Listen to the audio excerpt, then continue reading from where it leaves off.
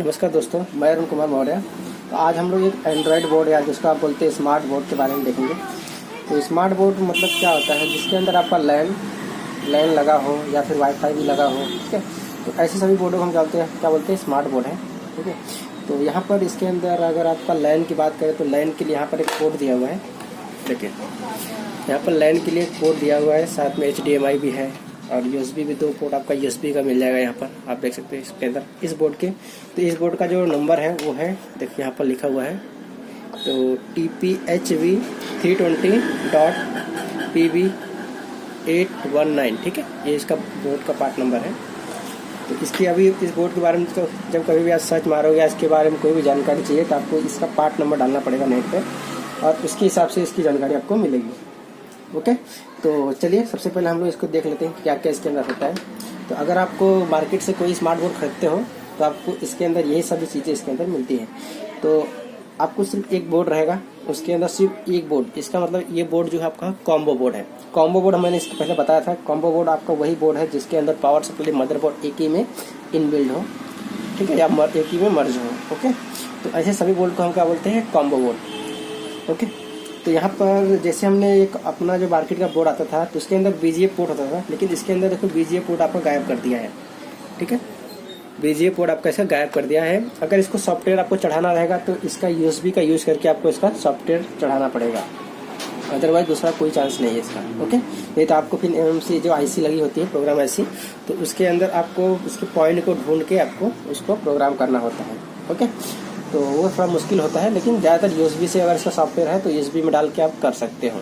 Okay, तो हर एक section के बारे में हम सबसे पहले समझ लेते हैं। तो इसके अंदर देखो ये सबसे पहले जो मेन इसमें इस सबसे जो अलग चीज़ क्या है, इसके अंदर देखो वाईफाई की एक सर्किट बनाई हुई है। आप इसको अगर इस तरह से आप इसका ये देखोगे, एक वाइट कलर की मार्क किया हुआ है, तो ये इसका वाईफाई का एक सर्किट है। तो वाईफाई के सर्किट के लिए देखिए यहाँ पर एक वाईफाई का एंटीना जिसको आप बोलते हैं एरियल, तो यहाँ पर लगाया हुआ है ताकि आपका मोबाइल का नेटवर्क ज़्यादा दूर तक कैच कर सके। ओके, तो इसके बाद में आपका LVDS वही है जो आपके मार्केट के किट में आता है। LVDS बिल्कुल वही उसी तरह से। तो एक नॉन HD है, नॉन HD केबल है। तो आपको HD और नॉन HD मालूम होगा किस तरह से होते हैं। अगर उसके अंदर ऐसा 10 पेयर्स हैं तो उसको हम बोलेंगे HD। ओके, अब अगर उसके अंदर ऐसे 5 पेयर है तो हम उसको क्या बोलेंगे, नॉन HD। ओके, अभी बात होती है कि सर क्या हम BCC को कंसिडर करके बोलेंगे क्या? तो यहाँ पर BCC आप ग्राउंड को आपको कंसिडर नहीं करना है। सिर्फ आपको जो ये आपके 2 वायर दिख रहे हैं, व्हाइट और ब्लू वाले वायर, तो इसको ही पकड़ना है। तो ऐसे आपको अगर 5 पेयर मिल जाएंगे तो आप बोलोगे इसको नॉन HD है। अगर ऐसे आपको 10 पेयर मिल जाएंगे तो आप बोलोगे इसको HD है। ओके, तो यहाँ पर बात इसी हिसाब से हम इसको रेजोल्यूशन को क्या रेजोल्यूशन तो नहीं बना सकते, लेकिन हम HD और नॉन HD के बीच में इंटरफेरेंस या डिफरेंस बोल सकते हैं। ओके, तो इस तरह से है। तो सबका सप्लाई वोल्टेज अलग अलग होता है, तो इसके लिए सप्लाई वोल्टेज अलग अलग ही चाहिए रहता है।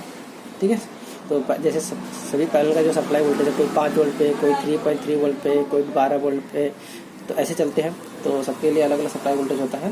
तो ये एक पर्टिकुलर बोर्ड के मॉडल की डिज़ाइन है, इसीलिए इसके अंदर आपको कुछ सेट करने के लिए दिया नहीं है। देखिए यहाँ पर कुछ आपको सेट करने के लिए दिया नहीं है। ओके, तो यहाँ पर एक आप जंपर तो नहीं देख सकते। यहाँ पर देखिए, यहाँ पर कोई जंपर आपको नहीं दिख रहा है। ठीक है, यहाँ पर आपको कोई जंपर सप्लाई को सेट करने के लिए नहीं दिख रहा है, लेकिन यहाँ पर एक फ्यूज बना के दिया हुआ है। अगर आपका पैनल का वोल्टेज सेलेक्ट करना है तो ध्यान से देखिए, यहाँ पर एक फ्यूज लगाया हुआ है जो कि लिखा है, क्या लिखा है, R1 12 वोल्ट और R 5 वोल्ट।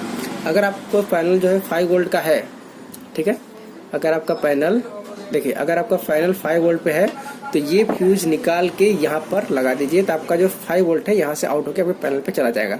अभी हम लोग धीरे धीरे ट्रेस करेंगे सभी चीज़ों को, एक बारीकी से हम लोग हर एक जितने भी कॉइल लगे हैं वो सभी कॉइलों का क्या यूज़ है, ठीक है, वो कितने कौन से कॉइलों को कितने कितने वोल्टेज आते हैं, वो सभी चीज़ें हम एकदम अभी डिटेल में देखने वाले हैं। Okay, 1 by 1।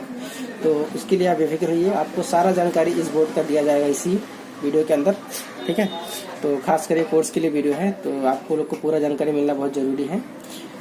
ठीक है, ताकि आपके पास जब कभी भी ये बोर्ड आए तो आपको ढूंढना ना पड़े कि कहाँ पर कितने वोल्टेज आने चाहिए और कब आने चाहिए। तो मैं आपको यहाँ पर सब चीज़ें बता दूंगा कि स्टैंड बाय के पहले कितने वोल्ट आते हैं, स्टैंड बाय के बाद कितने वोल्ट कहाँ पर आएंगे। तो दो कंडीशन हमारा बनता है, एक स्टैंड बाय के पहले का कंडीशन और एक स्टैंड बाय के बाद का कंडीशन। ओके, तो दोनों कंडीशन को हम बारी बारी से देखेंगे। तो सबसे पहले टीवी को ऑन करूंगा, मैं आपको स्टैंड बाय में चेक करके बताऊंगा कहाँ पर कितने वोल्ट कैसे बनते हैं। उसके बाद में स्टैंड बाय ऑन करने के बाद हम लोग देखेंगे कहाँ पर कितने वोल्टेज बनते हैं। और साथ साथ हमारे जो ये हमारा जो वाईफाई का सर्किट है, इसको चलने के लिए कितने वोल्ट चाहिए। ठीक है, इस आईसी जहाँ पर लगा हुआ है, ठीक है, यहाँ पर जो एक अपना फ्लैश लगा हुआ है, ठीक है, जो कि बॉल वाली आईसी है, तो उसको चलने के लिए कितने वोल्ट चाहिए, तो वो सभी चीज़ें हम लोग देखने वाले हैं। इसको ये हमारा जो फ्लैश है, अगर जो बोलते हैं रैम जो है, तो उसके हिसाब से इसका जो है डिजाइनिंग किया रहता है। ठीक है, तो अभी देखो, अगर आपका DDR1, DDR2, DDR3 तीन टाइप के रैम हमारे आते हैं सर्किट में, बराबर। अगर रैम आपका DDR2 है, सबसे पहले स्टार्ट करें DDR1 से। अगर रैम आपका DDR1 है तो उसको चलने के लिए आपको 2.5 वोल्ट की जरूरत पड़ेगी। तो मदरबोर्ड में कहीं से भी 2.5 वोल्ट आपको बना के दे देगा। ठीक है, अगर आपका DDR1 है तो, ठीक है, अगर DDR1 है तो 2.5 वोल्ट रखिए, और DDR2 है तो 1.8 वोल्ट, और DDR3 है तो 1.5 वोल्ट। तो आपको इस कॉइल पे जितने वोल्टेज मिलेंगे उसी हिसाब से आपको डिसाइड करना है कि अंदर कौन सा रैम लगा हुआ है, बराबर। तो अगर आप इसके अंदर अगर DDR1 रैम लगा हुआ है तो उसको चलने के लिए DDR1 रैम लगा तो उसको चलने के लिए कितना वोल्ट चाहिए, 2.5 वोल्ट। तो आपको चेक करना है कहीं पे 2.5 वोल्ट बन रहा है क्या। तो किसी में क्या होता है, रैम की सप्लाई जो है टीवी चालू होने के बाद बनता है, स्टैंड बाय रिलीज होने के बाद बनता है, और किसी टीवी में पहले ही बन जाता है। ठीक है, तो जिसके अंदर पहले बनेगा, आपको अगर मालूम है कि स्टैंड बाय इसमें जो है कि रैम का सप्लाई पहले बनता है, बराबर। तो रैम का सप्लाई वहाँ पर अगर नहीं रहेगा तो आपका जो फ्रंट साइड का जो LED जलता है, ये LED वो नहीं जलेगा। अगर पहले बनता है तो, अगर स्टैंड बाय के बाद बनता है तो ये LED आपका 3.3 और 1.2 बनने के बाद ही जल जाएगा ये। ओके, तो ये दो कंडीशन यहाँ पर होता है। अगर आपने चेक किया है कि सर हमारा टीवी है, अगर उसके अंदर 1.5 वोल्ट और 3.3 वोल्ट बन रहा है, 1.2 वोल्ट बन रहा है, लेकिन मेरा LED जल नहीं रहा है, तो वहाँ पर आपको रैम की सप्लाई भी एक बार चेक कर लेनी है कि रैम की सप्लाई बन रहा है या नहीं बन रहा है। अगर वो बन रहा है तो आपके स्टैंड बाय की जो LED है वो जलनी चाहिए।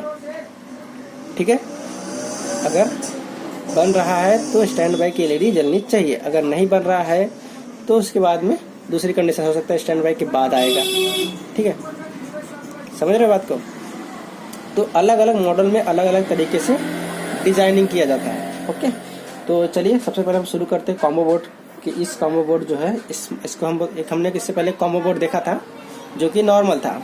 उसके अंदर पावर सप्लाई था, मदरबोर्ड भी था, लेकिन उसके अंदर वाईफाई नहीं था, ना ही उसके अंदर लैन था। ओके, तो इसके अंदर आपको वाईफाई भी मिल रहा है, लैन भी मिल रहा है, तो दोनों चीज़ें मिल रही है यहाँ पर। तो यहाँ पर देखो एक छोटा सा सर्किट बनाया हुआ है। ये छोटा सर्किट जो बनाया है, ये कॉइल लगा के, ये मॉसफेट, ये डायोड, ये लगा के छोटा सा क्या बनाया है यहाँ पर, एक बूस्टिंग सर्किट बनाया हुआ है। हमने दो सर्किट पढ़ा है अपने कोर्स के अंदर, एक होता है बक कन्वर्टर, एक होता है बूस्ट कन्वर्टर। तो मैं उस दोनों का जिक्र यहाँ पर और फिर से कर देता हूँ।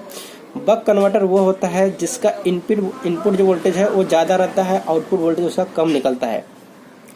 बक मतलब होता है स्टेप डाउन चॉपर, उसका हिंदी में नाम क्या है, स्टेप डाउन चॉपर।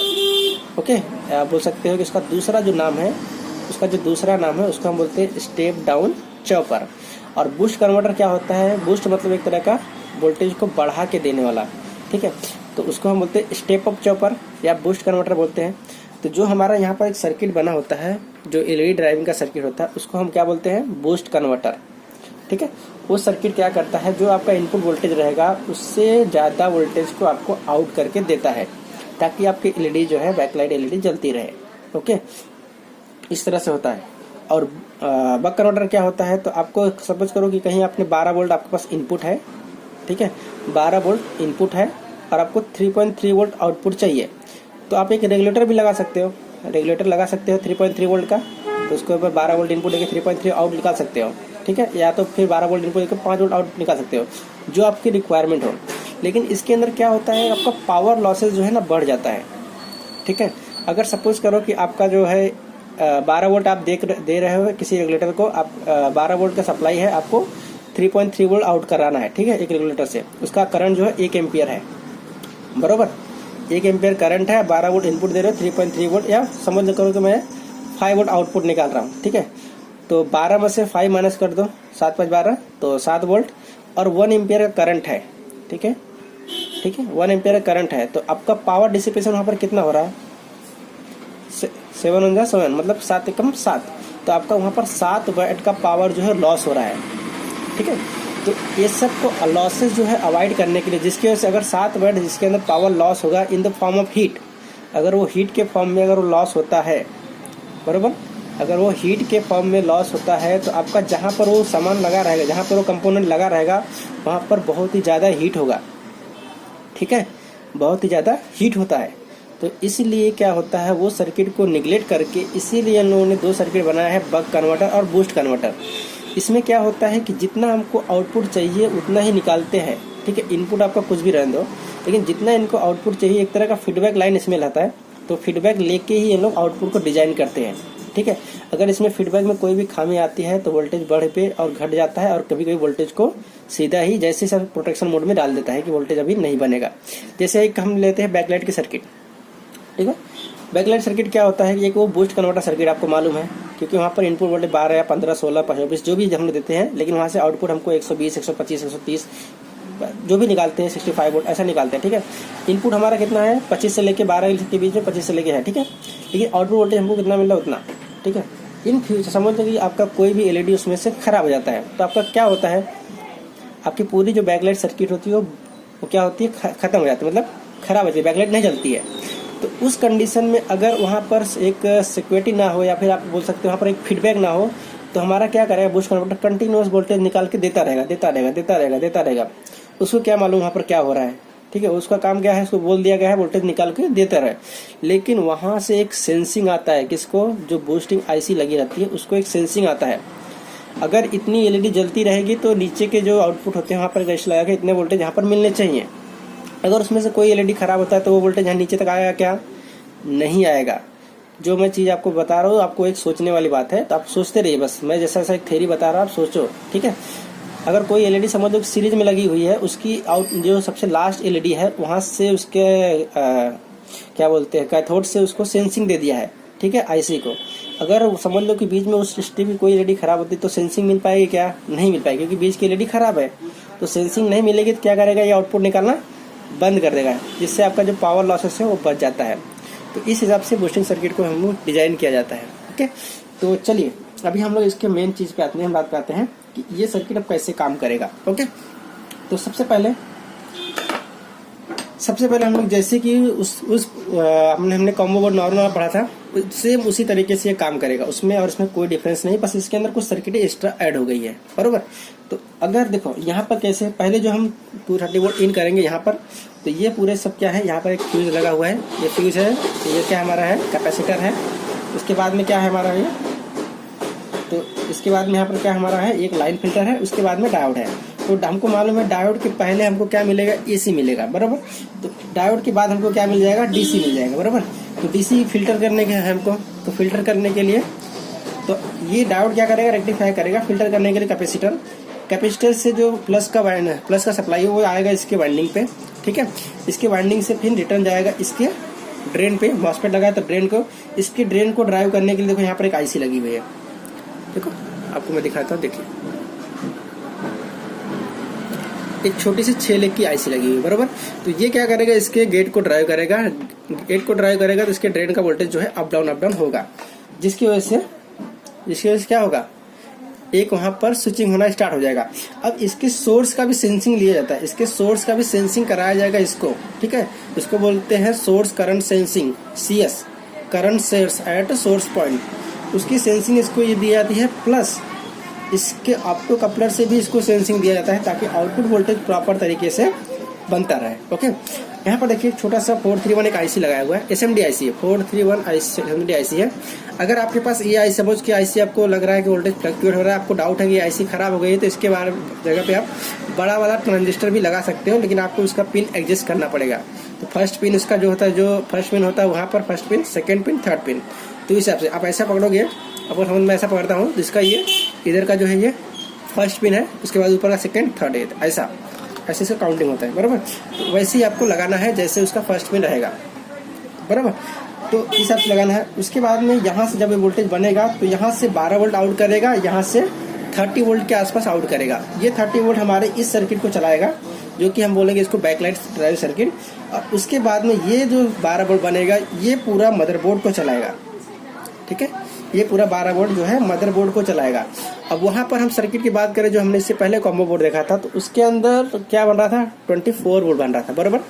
कितना वोल्ट बन रहा था, 24 वोल्ट बन रहा था। 24 वोल्ट से 5 वोल्ट बनाया गया था, 5 वोल्ट से 3.3 वोल्ट, 1.2 वोल्ट, ठीक है, और 2.5 वोल्ट, 1.8 वोल्ट जो भी सप्लाई बनाया गया था ये उससे बनाया गया था। अब यहाँ से 12 वोल्ट से बनाया जा रहा है, तो 12 वोल्ट से बाकी वोल्टेज बनाया जाएगा। अभी हम लोग एक बार चेक कर लेते हैं किस तरह से बनाएगा, ठीक है। अब देखो अभी हम लोग ये बोर्ड को चेक करेंगे तो इसके अंदर जो कॉइल लगा हुआ है, छोटे मोटे कॉइल है, इंडक्टर कॉइल है, ठीक है। ये कॉइल